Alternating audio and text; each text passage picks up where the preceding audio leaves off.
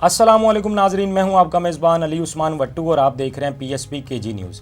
नाजरीन, कुछ मज़ीद खबरों और अपडेट्स के साथ आपकी खिदमत में हाजिर हुआ हूं और आज के इस व्लॉग में हम लोग बात करेंगे मुज़ाकरात के हवाले से, क्योंकि जब मुज़ाकरात का आगाज़ हुआ था तो ये तासुर दिया जा रहा था कि जैसे PTI लेट गई है और अब मुज़ाकरात जो हैं वो हुकूमत की शराइत पर होंगे, जबकि ऐसा नहीं है। कल की खान साहब की गुफ्तगू आपके सामने रखूँगा, क्या कुछ उन्होंने कहा है और फिर 31 जनवरी की डेडलाइन को भी उन्होंने बरकरार रखा है। और अगर मुज़ाकरात कामयाब नहीं होते हैं तो खान साहब का प्लान B क्या होगा, इस पर हम लोग इंशाल्लाह बात करेंगे। और फिर खान साहब के दो केसेस, एक तो आप कह लें कि 190 मिलियन पाउंड और एक तोशाखाना 2, अब ये दो ही मेन केसेस हैं जिस पर आप कह लें कि हुकूमत ज़्यादा काम कर रही है। अब तोशाखाना 2 में कल जो है इस्लामाबाद हाई कोर्ट ने खान साहब की ज़मानत मंजूर की और जस्टिस मियां गुल हसन के रिमार्क्स क्या थे उसमें वो आपको बताऊंगा, वो बड़े इंपॉर्टेंट थे, क्या कुछ उन्होंने मेंशन किया है। और भी इस व्लॉग में काफ़ी कुछ है, तो इस व्लॉग को आपने आखिर तक ज़रूर देखना है। इस व्लॉग का जी आगाज़ करते हैं हम लोग खान साहब की गुफ्तगू से ही। खान साहब ने कल कहा जी कि अल कादर ट्रस्ट का फैसला सिर्फ और सिर्फ मेरे ऊपर दबाव डालने के लिए लटकाया जा रहा है, मतलब इसको जानबूझ के ताख़ीर का शिकार किया जा रहा है ताकि खान साहब पर एक दबाव बना रहे और एक वो तलवार जो है वो लटकती रहे। मगर मैं मुतालबा करता हूँ कि यह फैसला फौरी तौर पर जारी किया जाए, क्योंकि जैसे पहले इद्दत केस और सैफर केस में आपका मुंह काला हुआ है, अब भी वही होगा। खान साहब ने कहा कि जैसे पहले मैंने उन केसेस का सामना किया, इस केस का भी मैं सामना करूंगा और ये सिर्फ मेरे ऊपर दबाव बनाने के लिए किया जा रहा है। इसलिए मैं मुतालबा करता हूं कि इस केस में भी अगर आपने सज़ा भी देनी है तो सज़ा भी दें मुझे, उससे भी कोई मसला नहीं है, मैं उसका सामना करने के लिए भी तैयार हूँ। तो एक तरह से खान साहब ने अपने आप को इस चीज़ के लिए प्रिपेयर कर रखा है पहले से। फिर मज़ीद उन्होंने मुज़ाकरात के हवाले से बात की। उन्होंने कहा मुज़ाकरात पर हुकूमत संजीदा हो तो नतीजा निकालेगी, वरना ये टाइम को घसीटेंगे, मतलब इसको लंबा लेकर चलेंगे। अगर संजीदा हुए तो कुछ हो सकता है। उन्होंने कहा कि हमारे दो मुतालबात हैं जो बता दिए गए हैं, मेरे पास मेरी मुज़ाकराती कमेटी का हुकूमत कोई मुतालबा लेकर नहीं आई, मतलब हुकूमत की जानिब से अब तक कोई मुतालबा नहीं किया गया है और ना ही जो मेरी मुज़ाकराती कमेटी है वो मेरे पास कोई मुतालबा लेकर आई है हुकूमत की जानिब से। हुकूमत उन्हें मिलने देगी तो मुझसे कोई बात करेंगे। ये आखिर में जो खान साहब ने बात की है, हुकूमत अब तक भी मिलने नहीं दे रही है। अब आज का मुलाकात का दिन है, आज देखते हैं क्या होता है। अब इससे पहले तो जो उनकी मुज़ाकराती कमेटी है उनकी खान साहब से मुलाकात नहीं करवाएगी और यही एक मुतालबा किया था PTI ने, और PTI ने कहा था कि अगर हमारी मुलाकात नहीं करवाई जाती तो फिर हम इसको सीरियस नहीं लेंगे। जब मेरी हामिद रज़ा साहब से भी बात हुई तो उन्होंने भी यही कहा कि अगर खान साहब से मुलाकात नहीं करवाएंगे तो फिर ये जो डेडलॉक है वो बरकरार रहेगा। मजीद खान साहब ने क्या गुफ्तगू की है वो भी मैं आपके सामने रख देता हूँ। उन्होंने कहा जी कि सज़ा का कोई डर नहीं है मुझे, जो सज़ा सुनानी है जल्दी सुनाएं, 26 नवंबर को नहीं बोलेंगे, जो जुल्म हुआ है इसका हिसाब देना पड़ेगा। पार्टी के मिसिंग अफराद के लिए आवाज़ उठाएं। अब तक जो 45 अफराद मिसिंग है उनके लिए खान साहब ने कहा कि आवाज़ उठाएं, जिनका अब तक ना तो कह लें कि शहीदों में नाम है, ना ही जो लोग गिरफ्तार हुए हैं उनमें नाम है, तो उनके लिए खान साहब ने कहा आवाज़ उठाएं। और फिर वही बात कि खान साहब ने कहा सज़ा का मुझे कोई डर नहीं है, अगर सज़ा भी सुनानी है तो आप सुनाएं मुझे, इससे भी कोई मसला नहीं है।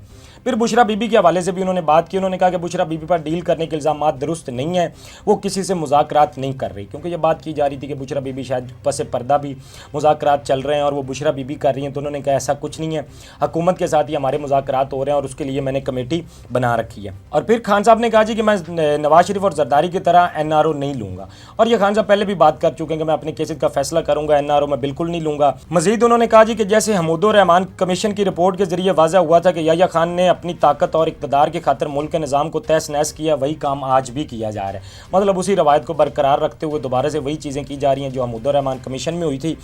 और मजीद खान साहब ने कहा जी कि पाकिस्तान में मैशत का हाल बदतरीन है, ग्रोथ रेट सिफर है, मसनूई तरीके से डॉलर पर काबू में रखना कोई माशी कामयाबी नहीं होती, कि मतलब इसको मसनूई तरीके से कंट्रोल किया जा रहा है और ये कोई कामयाबी नहीं है। मुल्क में तरक्की सिर्फ सरमायाकारी से आती है और सरमायाकारी कभी ऐसे मुल्क में नहीं आती जहाँ कानून का वजूद ही फौत हो चुका हो, अदालतें आज़ाद ना हो, दहशत गर्दी हो और जहाँ असल अवामी नुमाइंदों को हुकूमत के बजाय जेलों में हो, कि मतलब जो असल आवाम के नुमाइंदे हैं उनको जेलों में रखा जाए, ऐसा मुल्क कभी तरक्की नहीं कर पाएगा। और ये खान साहब ने बात की और ये बात भी उनकी ठीक है। आप देखें ना कि जब से खान साहब को बंद किया हुआ एक मकबूल लीडर है और तब से मुल्क के अंदर सियासी इस्तेकाम नहीं आ रहा है और हुकूमत के पास कोई प्लान नहीं है। जितने सारे मसाइल हैं हुकूमत उनसे फ़ाइट नहीं कर पा रही है, उल्टा हुकूमत का सिर्फ फोकस है कि PTI को दबाया जाए और PTI को काबू कैसे करना है या खान साहब पर केसेस कैसे बनाने हैं, इन चीज़ों पर ही सिर्फ उन्होंने फोकस रखा हुआ है। फिर खान साहब ने कल अपनी मुज़ाकराती टीम को ये भी कहा है कि 31 जनवरी तक अगर मुज़ाकरात में कोई मस्बत पेशरफ्त नहीं होती तो फिर हम अपना प्लान B लेंगे। अब प्लान B क्या है, इस हवाले से अब तक खान साहब ने कोई बात नहीं की है, क्योंकि जो बाज़ाहिर लग रहा है कि अगर मुज़ाकरात कामयाब नहीं होते हैं तो उसके बाद तहरीक इंसाफ क्या करेगी, तो उस हवाले से भी खान साहब के पास शायद कोई प्लान है जिस पर वो आगे चल के काम कर सकते हैं। और देखना यह है कि ठीक है PTI पहले एहतजाज वगैरह अपना कर रही थी, सारा कुछ चल रहा था, बीच में आप कह लें कि गैप आया, गैप के बाद अब मुज़ाकरात की बात चल रही है और पीटीआई की जो मुज़ाकराती कमेटी खान साहब ने तश्कील दी वो हुकूमत के साथ कहीं ना कहीं बात भी कर रही है। अब अगर ये मुज़ाकरात कामयाब नहीं होते तो क्या पीटीआई दोबारा से एहतजाज की जानिब आएगी या खान साहब का प्लान बी कुछ और है? वो क्या सोच के बैठे हैं ये तो अब तक खान साहब भी जानते हैं। और ये हमने पहले भी देखा है कि खान साहब जो है हुकूमत से एक कदम आगे चल रहे होते हैं और बड़ा अग्रेसिव अब तक खान साहब खेल रहे हैं। अब तक हुकूमत को उन्होंने, आप कह लें कि जितने भी हुकूमत ने फैसले किए हैं उस पर खान साहब ने उनको हैरान किया है और खान साहब फिर आखिर में ऐसा पत्ता खेलते हैं कि हुकूमत के पास कोई ऑप्शन नहीं बचता। तो इस दफ़ा भी खान साहब शायद कुछ वैसा सोच के बैठे हैं। बहरहाल ये देखना होगा, मुज़ाकरात में जो अब तक डेड लॉक है वो बरकरार है। और हामिद रज़ा साहब से भी जब कल मेरी बात हुई तो वो भी यही कह रहे थे कि ये डेड लॉक तब तक बरकरार रहेगा जब तक हुकूमत हमारे मामलात को संजीदा नहीं लेती। अब उन्होंने कहा कि हमने खान साहब से इनसे मुलाकात का मुतालबा किया, अब तक हमारी मुलाकात नहीं करवाई गई। आप देख लें, हफ्ता इतवार और सोमवार 3 दिन गुजरे हैं, 3 दिन उनकी मुलाकात नहीं करवाई गई। आज मुलाकात का दिन है। अब देखना होगा कि अगर आज हुकूमत उनकी मुलाकात खान साहब से करवा देती है, क्योंकि खान साहब से मुशावरत के बगैर तो वो कोई स्टेप नहीं ले सकते हैं, तो इसलिए ये जो डेड लॉक है उन्होंने कहा कि ये तब तक बरकरार रहेगा। और फिर ये देखना होगा हुकूमत में भी, अब तक अगर आप देखें ना तो हुकूमत के अंदर भी कुछ ऐसे लोग हैं कि जो ये चाहते हैं कि ये मुज़ाकरात ना हो और कहीं ना कहीं आप कह लें कि उनकी राय बाकियों पर हावी हो रही है। तो इसलिए अगर ये मुज़ाकरात कामयाब नहीं होते हैं तो फिर तरीक़े इंसाफ अपने प्लान बी की तरफ जाएगी, जिसका खान साहब ने भी कल जिक्र किया है। अच्छा जी, अब थोड़ी सी बात करते हैं जो खान साहब पर केसेस हैं। एक तो 190 मिलियन पाउंड केस है जिसका अब तक फैसला नहीं सुनाया जा रहा है और उसकी वजह भी यही है कि शायद वो खान साहब पर एक दबाव बनाना चाहते हैं, जो खान साहब ने भी जिक्र किया। अब दूसरा है तोशाखाना 2 केस। तोशाखाना 2 का एक तरफ तो कल देखें कि ट्रायल जो है वो अडयाला के अंदर भी चल रहा था और दूसरी तरफ इस्लामाबाद हाई कोर्ट में जस्टिस गुल हसन साहब ने उसको सुना और उन्होंने क्या रिमार्क्स दिए वो मैं आपके सामने रख देता हूँ। बेसिकली तो ये बल्गारी एक सेट था जो कि मोहम्मद बिन सलमान की जानिब से तोहफ़ा दिया गया था। अब जब वो तोहफ़ा दिया गया, इस बेस पर यह केस बनाया गया था कि वो तोहफ़ा जो है वो तोशाखाना में जमा नहीं करवाया गया था, जबकि 2018 के रूल्स के अकॉर्डिंग क्या होता है कि जो आपको तोहफ़ा मिलता है उसकी आपने रसीद जमा करवानी होती है। और हुकूमत ने क्या किया कि इन्होंने उस आइन के अंदर तरमीम की और इन्होंने 2023 में जो बनाया उसमें इन्होंने मेंशन कर दिया था कि आपको वो तोहफ़ा जमा करवाना होता है। जबकि अगर देखा जाए तो खान साहब ने 2018 के कानून के अकॉर्डिंग बेसिकली वो तोहफ़े की जो रसीद है वो तोशाखाना में जमा करवाई थी।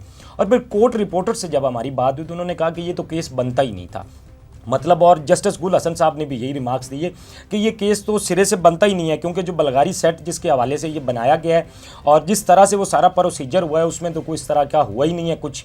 और फिर दूसरी चीज़ ये है कि ये जो बेसिकली बल्गारी ज्वेलरी सेट था ये बुशरा बीबी को मिला था और बुशरा बीबी ने इसकी बाकायदा रसीद भी जमा करवाई थी। तो उसके बाद इस केस के अंदर कुछ बचता नहीं है। अब जिस तरह के इस्लामाबाद हाई कोर्ट के इस पर रिमार्क्स थी, अब उसके बाद देखें ना कि अगर उनको सज़ा सुना भी दी जाती है तो उसके बाद ज़ाहिर बात है ये हाई कोर्ट के अंदर जाएगा तो हाई कोर्ट इससे पूछेगा ना कि ये किस बेस पर आपने क्योंकि इसमें सज़ा सुनाई है। क्योंकि जब जस्टिस गुल हसन साहब ने कल रिमार्क्स दिए, उन्होंने कहा कि अगर बुशरा बीबी ने रसीद जमा करवाई और तोहफ़ा उनको मिला है तो उनके असासे उनके खामद के कैसे हो सकते हैं। उन्होंने कहा कि मेरी बीवी के असासे मेरे नहीं हैं, तो ये किस तरह से तासुर दिया जा सकता है कि अगर वो बीवी के असासे खामद के होते हैं। और ये सारी चीज़ें तो इस पर जो उनके रिमार्क्स थे वो बड़े वाज़े थे और उससे ये साबित होता है कि ये केस बेसिकली आप कह लें कि सियासी अनाम में बनाया गया है और बाकायदा जो 2023 में कानून साजी की गई है वो इसीलिए की गई है कि ये केस खान साहब पर बनाया जाए। और 190 मिलियन पाउंड केस के हवाले से भी कल मैं आपको बता रहा था, उसकी भी सूरत कुछ इस तरह की है। अब उसी से ही देखें कि एक तो हुकूमत पाकिस्तान को 20 अरब रुपए का फ़ायदा भी हुआ है, फिर वो 190 मिलियन जो हैं वो हुकूमत पाकिस्तान के अकाउंट में है, तो फिर उसकी बिना पर खान साहब पर सज़ा बनाना या केस बनाना तो उसका कोई तुक नहीं बनता। बहरहाल ये देखना होगा। अब ये 2 केसेज हैं, हुकूमत इन्हीं पर ही काम कर रही है, इनमें मजीद क्या डेवलपमेंट्स होती है इंशाल्लाह वो मैं आपके सामने रखूंगा। अब आगे हमारे पास 2 खबरें और एक है मियां नवाज शरीफ साहब के हवाले से। अब सोशल मीडिया पर ये खबरें जी गर्दिश कर रही हैं कि मियां साहब जो है उनकी एक दोबारा से एंट्री हो रही है सियासत के अंदर, और ये खैर को पहली दफ़ा नहीं हुआ। मियां साहब जब से आए हैं ये सिलसिला चल ही रहा है, बहुत दफ़ा ये बात की जाती है कि मियां साहब की दोबारा एंट्री हो रही है सियासत में। अगर मियां साहब की एंट्री होती है तो अच्छी बात है, एंट्री होनी भी चाहिए, क्योंकि मियां साहब भी जब से यहाँ पे आके बैठे हैं पाकिस्तान में कहा जाता था कि मियां साहब के पास मसाइल का हल है और मियां साहब भी पाकिस्तान को तरक्की की तरफ ले जा सकते हैं। तो हम तो इस चीज़ का इंतज़ार कर रहे हैं कि वो जो सारे मसाइल का हल है मियां साहब आखिर उनसे कुछ ना कुछ पाकिस्तान का करें और पाकिस्तान को तरक्की की राहों पर लेकर चलें। तो इस चीज़ का हमें तो बड़ा इंतज़ार है। खैर ये सोशल मीडिया पर बातें की जा रही है, अब देखना ये है कि मियां साहब पहले की तरह ये खबरें होती हैं या इस दफ़ा वाकई को उनकी एंट्री हो पाती है। और दूसरी जो खबर है जी वो चीफ इलेक्शन कमिश्नर साहब के हवाले से, और वो ये है कि मैंने आपको बताया था कि 26 जनवरी को उनका जो है वो मुद्दत मुलाजमत मुकम्मल हो रही है। 26 जनवरी को उन्होंने जाना था, बहरहाल अब तक ऐसा नहीं लग रहा है कि वो जा रहे हैं, क्योंकि 26वीं आईनी तरमीम के बाद ये चीज़ थी कि जी अगर वो उनकी जगह कोई नया बंदा अपॉइंट नहीं किया जाता तो फिर जाहिर बात है वही काम करेंगे। और अब तक कुछ सूरत ऐसी लग रही है, अगर ये चीज़ें होनी होती तो अब तक ये हो चुकी होती और नए बंदे का नाम आ गया होता और ये हमें कन्फर्म हो चुका होता कि वो जा रहे हैं।